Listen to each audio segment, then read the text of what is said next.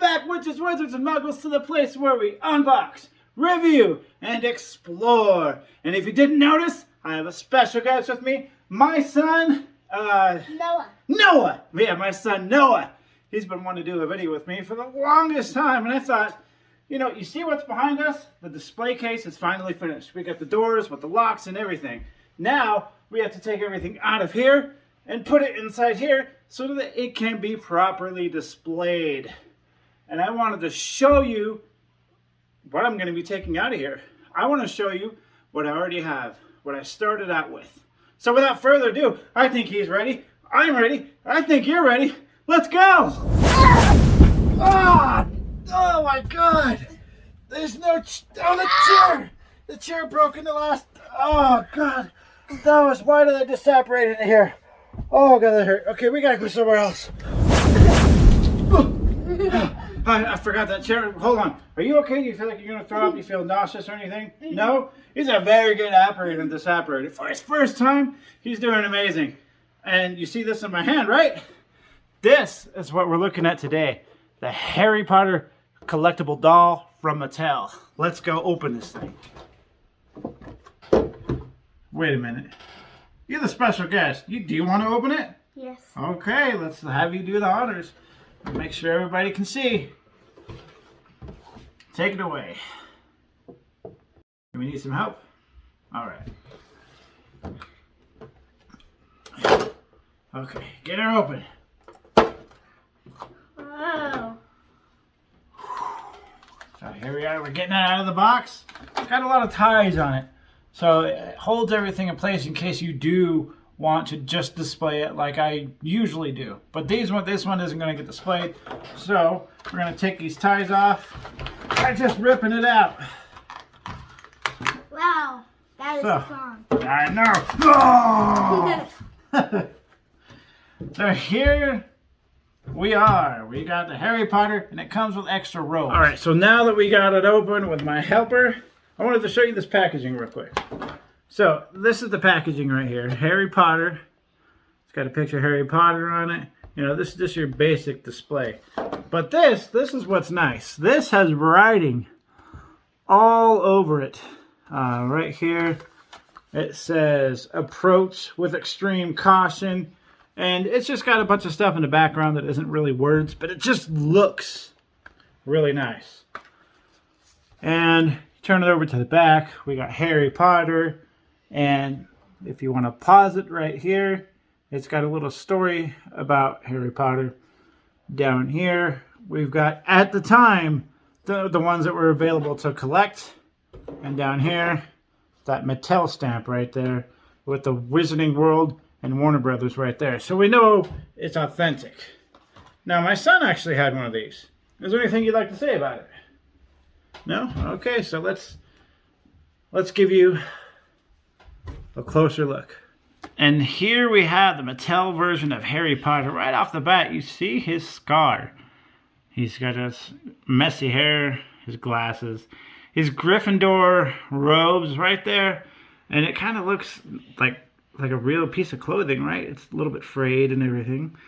Come down to the hand. We've got the wand in hand.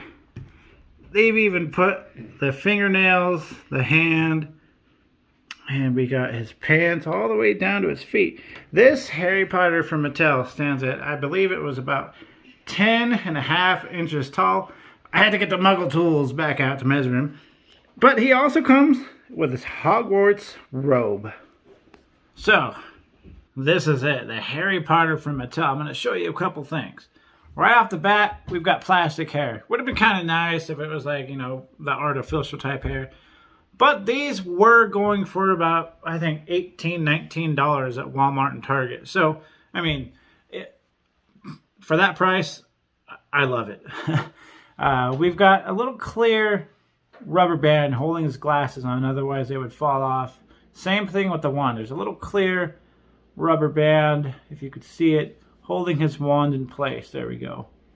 But this is really nice. His knees bend, both knees, his elbows bend, his wrists move, and they don't quite got the fingernails on there, but they've got like the separate parts of the fingers.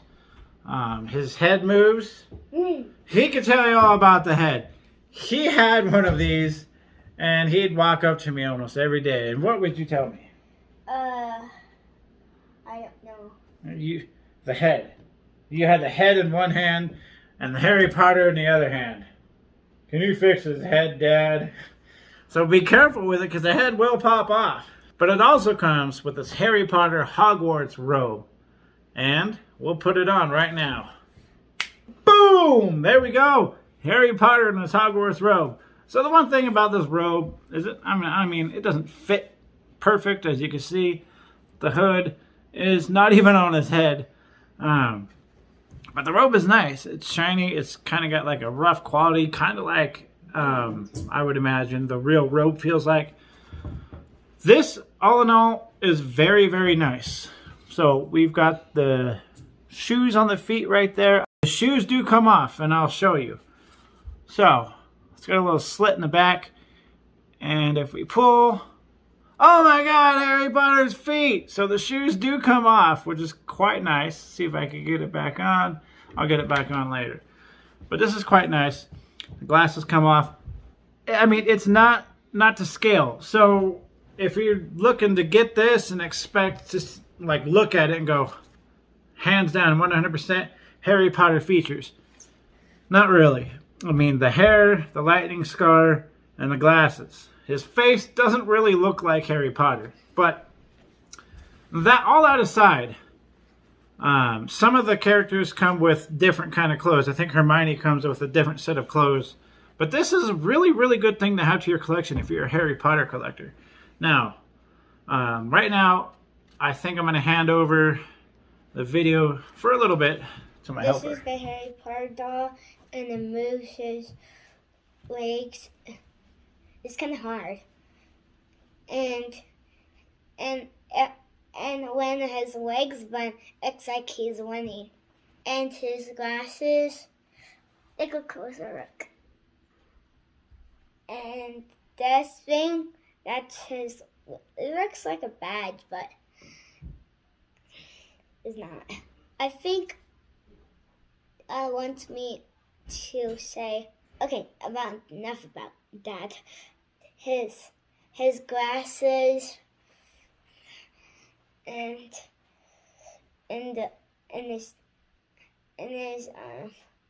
his wand, all sorts of things about him. I think that's all for today. So Harry Potter, where did we start with him, right? The boy who his parents died when he was a baby. Because he who must not be named came into his house, performed a killing curse on his dad, performed a killing curse on his mom, and then turned around, looked at baby Harry Potter right in the face, performed the killing curse on him. But what happened? As we all know, the boy who lived. Now, I don't know if you all know this, but his parents, when he who must not be named came into their house and performed his killing curse on them, they did not have their wands, so they were walking around their house unprotected, which is why there was no fight put up, which is why there was no struggle. He came in cleanly, Avada Kedavra, and that was it. They could not defend themselves because they had no weapons. And on Harry Potter's 11th birthday, of course, he found out he was a wizard. You're a wizard, Harry. And from then on, his life changed. It went from this super boring life where he thought his parents died in a car crash. He was an ordinary person. He was treated rotten for no reason. He went from all that to being the most famous person in the wizarding community because he was the boy who lived. But not only that, once they found out the prophecy, he found out that he was the chosen one. He was the one who had to kill he who must not be named. I think it was something like, neither one shall live while the other one survives. Which meant that one of them had to die. But the prophecy was written for Harry Potter and he who must not be named. So he, from then on, was the chosen one. Everybody put their faith in Harry Potter. Harry Potter was to be protected at all times because Harry Potter was the key to saving the entire wizarding community, or so they thought. You know, anybody could have probably tried to kill he who must not be named, but it was Harry Potter who was hand chosen pretty much from he who must not be named to be the one that stood in the way of he who must not be named, taking part, capturing the wizarding community and making himself the leader, making himself the face, making himself the lord of the wizarding community. This guy stood in the way, but this guy, bravery, right? He was chosen for Gryffindor, which is known for their bravery and their courage. This guy, he didn't want people to risk their lives for him, right? He knew what challenges he was up against, and he was headlong into them. He never second-guessed, oh, man, I don't think I could do this.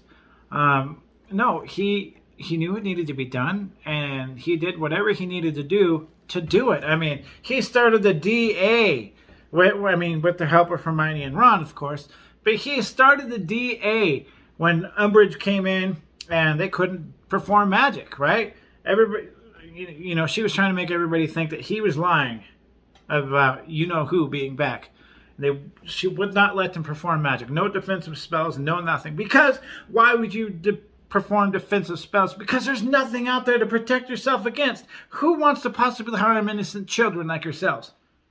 So they started the DA so that they could learn how to produce Patronuses, blocking spells, curses, so they can defend themselves against he who must not be named and the Death Eaters out there. So Harry Potter is an amazing person. And what's even more amazing about him, fast forward to the end, right? He had his wand since he was 11 years old. So it was very, very special to him. But when a battle of Hogwarts was taking place, his wand actually got broken. And you cannot repair magical wands. And in the end, it was found out that the Elder Wand belonged to him. But what did he do with the Elder Wand? Ron immediately said, that's the most powerful wand in the world. We would be unstoppable. What did Harry Potter do? If you've read the books, he fixed his wand. The Elder Wand was the only thing in the world that could fix wands. He repaired his wand, snapped the Elder Wand, and that was the end of the Elder Wand. So Harry Potter, I could go on and on and on and on and on and on and on. He portrayed the character perfectly. It was written perfectly.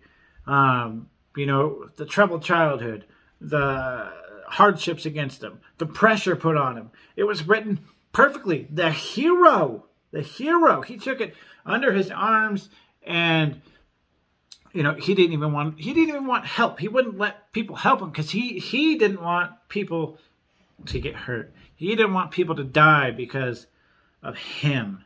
So, hold on. Is there anything else you can add? I don't want to add nothing. See, I said it all. And there's plenty more to say. There's so much to say he can't even think of it right now. But all in all, this thing is great. So there we have it. I hope you enjoyed this review of the Harry Potter Mattel doll. These things are amazing. If you're a Harry Potter collector, these things aren't 100% to scale, but they are authentic.